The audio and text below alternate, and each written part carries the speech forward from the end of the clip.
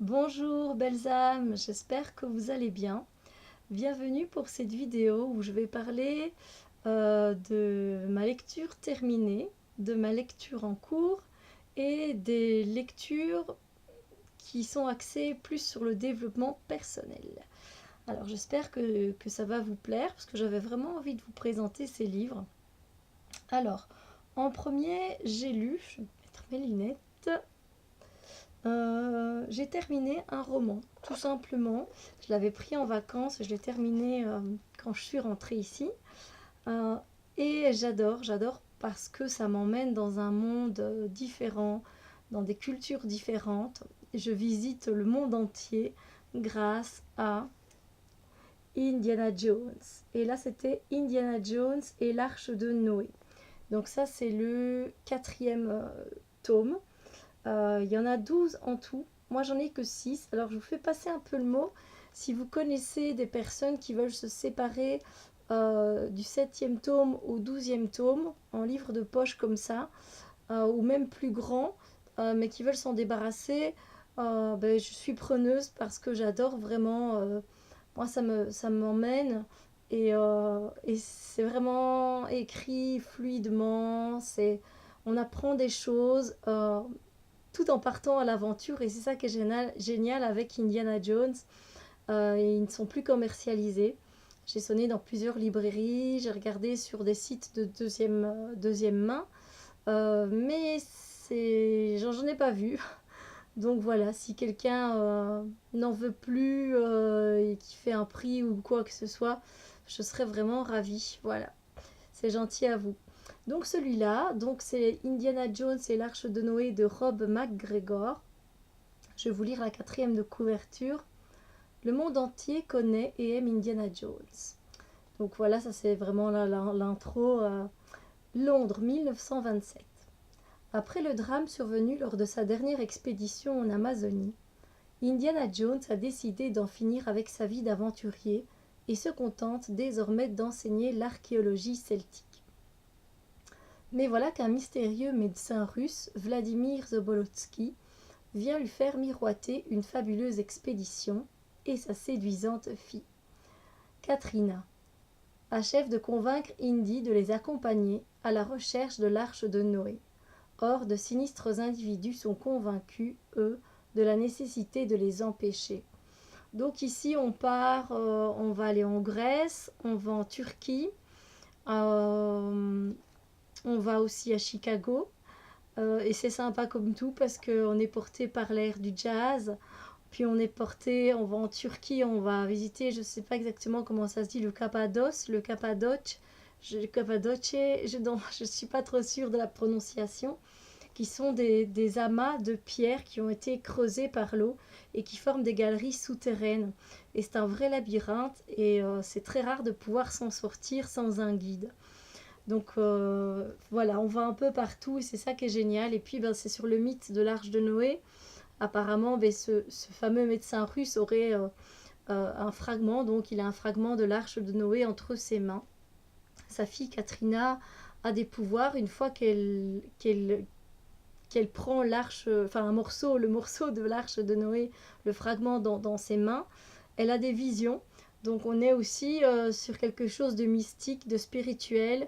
On est aussi dans la religion. On parle des bolcheviks. On parle voilà de beaucoup de choses. On s'évade et ça c'est mes livres préférés quand j'ai envie d'aventure, d'apprendre des choses et de m'évader.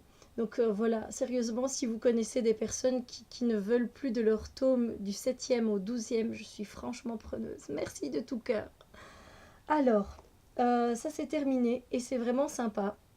Donc si vous les avez, bah, franchement profitez-en parce que c'est super chouette. Moi je suis une fan. Ensuite, la lecture que je suis en train de lire, alors je suis vraiment au tout début, c'est La vie de l'âme pendant le sommeil, récit de voyage hors du corps de Peter Richelieu, avec la préface de Kiran Vyas. Je ne sais pas si je prononce bien. Voilà. C'est un livre que mon ami de cœur m'a prêté. Donc je l'embrasse très très fort. Merci ma chérie parce que je suis au début mais j'aime vraiment beaucoup l'histoire. Je vous lis la 4e de couverture. Un homme très affligé par le décès de son frère découvre que la vie continue après la mort, comme d'ailleurs pendant le sommeil. L'apprentissage de la projection astrale consciente lui permet de se rappeler à chacun de ses réveils tous les détails de sa vie nocturne hors de son corps physique. Cette vie est fascinante. Si l'auteur a tenu à la raconter dans ce livre, c'est avant tout pour encourager les hommes à vivre mieux, délivrés du chagrin de la séparation et de la peur de l'avenir. En effet, non seulement il a retrouvé son frère, mais aussi a visité de nombreux plans d'existence en rapportant de précieuses connaissances sur la vie et la mort, le karma, l'ego et 1000 autres sujets. Effectivement, c'est très intéressant. Bon, moi, je suis vraiment au tout début, hein. J'ai lu 26 pages. Donc, il explique comment voilà, comment il en est venu un peu à une personne, un genre de guide comme ça, qui est venu lui expliquer un peu voilà, le niveau d'évolution de la force vitale atteint dans les animaux sauvages est aussi éloigné de l'humble vert que celui du monde végétal. Moi, je trouve assez facile à lire, mais c'est très intéressant.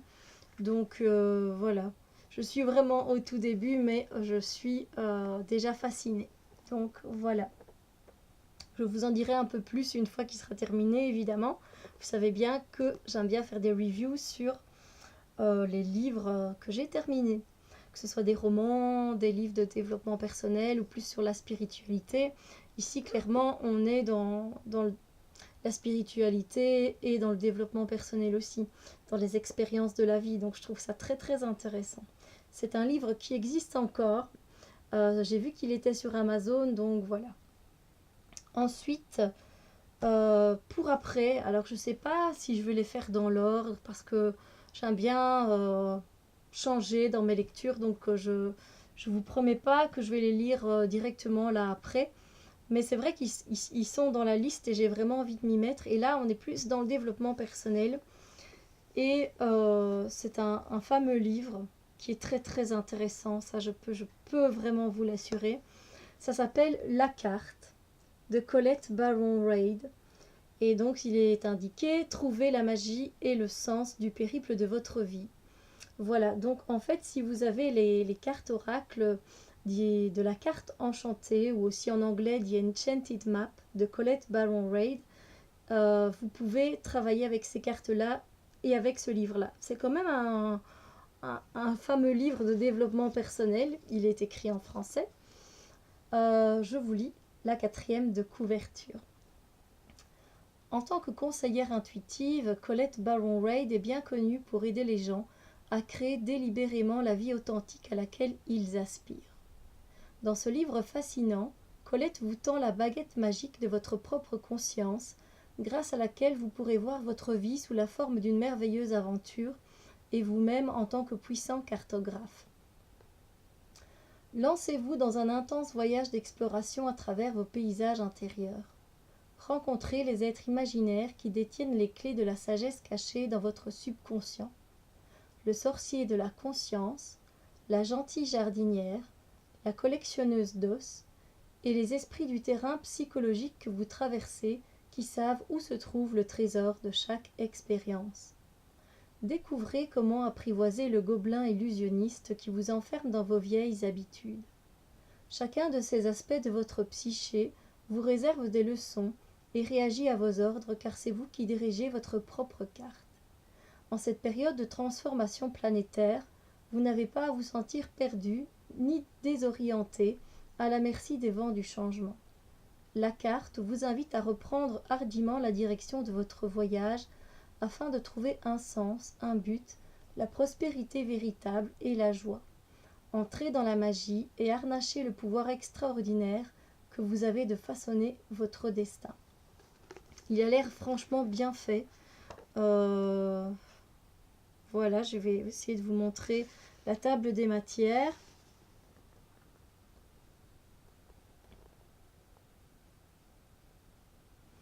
Donc voilà, la première partie, où êtes-vous?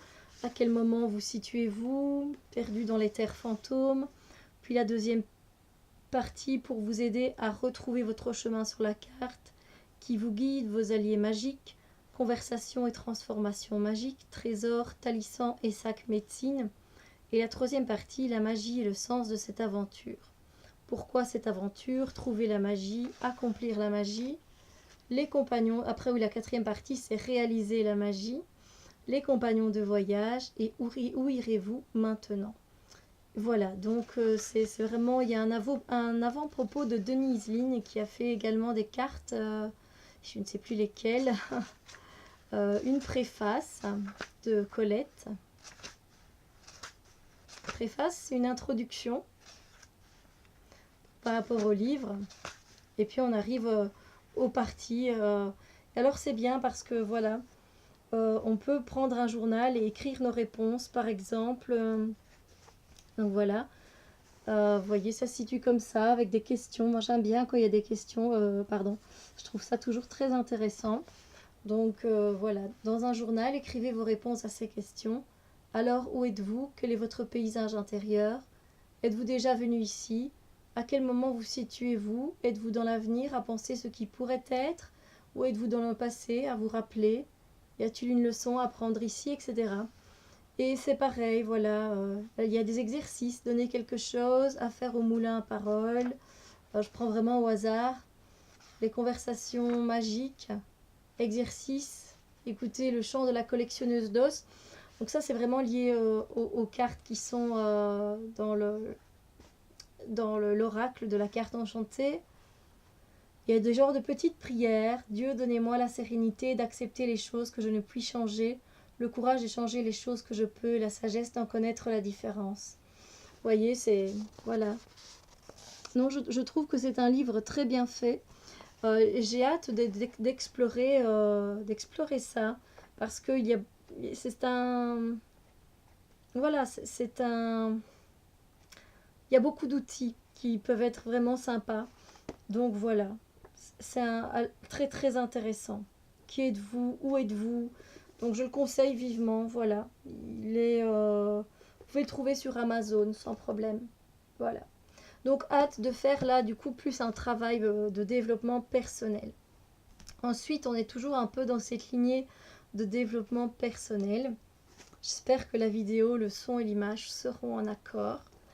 Alors, c'est 2 livres en fait, les deux, de Rebecca Campbell. Voilà, alors le premier, il est en français et c'est « La lumière vous va si bien, comment répondre aux appels de votre âme et nourrir votre splendeur ». Donc on est entre le développement personnel et la spiritualité, on est dans les deux. Donc de Rebecca Campbell. Déjà quand j'ai vu ce livre rose, je vous avoue que j'ai flashé. Voilà. Je vous lis la 4e de couverture. Nourrissez votre splendeur et vous éclairerez le monde. La lumière vous va si bien est un guide qui s'adresse à une nouvelle génération de femmes venues éclairer le monde, des artisanes de lumière modernes qui ont accepté de naître au cours de cette période historique. Pour être florissantes en cette nouvelle ère, nous devons cultiver l'expression authentique de notre essence. La lumière vous va si bien vous permettra de mieux entendre les appels de votre âme et d'éclairer le monde par votre présence. Rebecca Campbell a vécu son premier réveil à l'adolescence, mais faute de guide, elle a ignoré les appels de son âme et tamisé sa lumière afin de s'adapter. Puis, juste avant son 30e anniversaire, la vie qu'elle s'était si consciencieusement créée a commencé à s'effondrer. On aurait dit que tout s'éteignait autour d'elle, elle n'a eu d'autre choix que de redécouvrir sa propre lumière. Dans ce livre, Rebecca raconte son parcours tout en proposant, à partir des messages qu'elle a canalisés de l'univers, des outils pratiques qui vous aideront à vous raccorder à l'essence de votre être. Lorsque vous redécouvrirez ce que vous savez déjà sur le plan de l'âme, vous pourrez offrir au monde quelque chose d'unique. Donc là aussi, voilà, vraiment un livre qui a l'air vraiment sympa. Alors ce qui est bien, c'est qu'on peut l'utiliser de différentes façons. On peut effectivement le lire. Vous voyez, il y a une table des matières très bien faite. La première partie, j'ai tout perdu, puis je me suis retrouvée. La deuxième partie, allumée. Puis après, la troisième partie, exercez votre lumière. 4e, vivez dans la lumière. 5e, soyez la lumière. Vous voyez, on a vraiment pas mal de choses. Et on peut commencer... ah non, il y a aussi une cinquième... Oui, je l'ai dit, la cinquième partie. Voilà. On a un livre où on peut le lire dans l'ordre, mais on n'est pas obligé. C'est-à-dire, vous pouvez piocher au hasard. Voilà, j'ai pioché ça. Voilà, vous travaillez sur vous depuis des vies entières. Et puis, il y a un exercice. Voilà. Donc, vous pouvez prendre... Oh, on s'arrête ici. L'univers va vous rattraper. Une petite explication et un tout petit exercice ici. Hop, vous pouvez continuer. Voilà. Réservez de la place à la grâce. Et puis, vous allez exercer votre lumière. Et voilà. Et là, mon âme m'appelle à... Voilà. Et donc, voilà, il y a plusieurs parties. Vous n'êtes pas obligé de... Il y a aussi des affirmations. Hein. Voilà. C'est vraiment sympa. Et ce qui est bien, c'est qu'on n'est pas obligé de faire étape par étape. C'est peut-être mieux. Mais je pense que... Enfin, je sais qu'il y a beaucoup de personnes... qui font, voilà, qui prennent page par page comme elles le sentent. Et je pense que de toute façon, on doit suivre son instinct. Donc voilà. Donc c'est vraiment sympa, je trouve. Il a l'air vraiment bien. Voilà, regardez. Où en est votre énergie? C'est ça, ça a l'air sympa aussi. Protégez votre champ énergétique, douche pour chakra, couper les liens d'attachement. Enfin bref, tout ce qu'on est quand on est dans l'énergie. Une bulle de lumière, mise à la terre, saluer un arbre, les bains en sel des psaumes. Voilà, magnifique. Donc j'ai hâte aussi de travailler là-dessus. Une chose à la fois, mais j'avais quand même envie de vous les présenter. Et donc le dernier, mais qui est en anglais, il n'a pas encore été traduit, c'est Rise, Sister, Rise. Donc un peu élève-toi, sœur, élève-toi. Voilà, un guide voilà, pour la sagesse et la femme sauvage qui est à l'intérieur de nous, de Rebecca Campbell aussi. Et donc là, voilà, élève-toi pour toi, élève-toi pour moi. Voilà, c'est super intéressant. Et on est aussi encore ici dans le côté femme. Donc un peu comme le côté, ce que j'ai lu, le côté patriarcal qui a beaucoup pris le dessus aux forces avec le temps. Ici, ben, voilà, on retourne au féminin sacré. Et donc on nous donne, elle nous donne ici également des outils, mais vraiment pour être la femme que l'on a envie d'être, avec des questions contemplatives, des rituels, des exercices qui vont nous aider à écouter notre intuition, à agir, à avoir le courage de nous écouter, de reconnaître notre valeur et même de guérir le monde en nous guérissant nous-mêmes. C'est vraiment un peu le... Et donc on retrouve un peu ce même système avec les petits triangles. Parce que je pense, si je ne me trompe pas, ce sigle c'est l'air, non? Non, je pense que je me trompe. Je suis pas sûre. Et donc à chaque fois, voilà, ça a l'air vraiment intéressant. Voilà, je vous mets un peu en anglais, vous voyez comme ça. Avec des petits exercices à faire également. Je vais essayer de... Un mantra aussi. Pleasure, not pressure, des questions. Je vais essayer de trouver... C'est encore un livre, je pense, où on peut...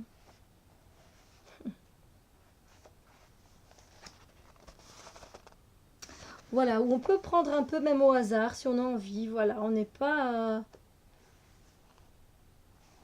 On n'est pas obligé de suivre... Non, moi je pense pas. On n'est pas obligé de suivre la table des matières. On peut, on n'est pas non plus obligé. I got body. On parle du corps. Vraiment, c'est tout ce qui est relié au féminin, des exercices qu'on peut faire. Voyez, la pratique de j'ai un corps, I got body. Ouais, ça a l'air vraiment, vraiment sympa à faire. Voilà.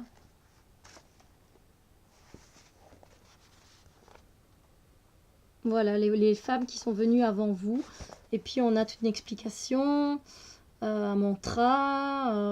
Voilà, c'est vraiment très très intéressant.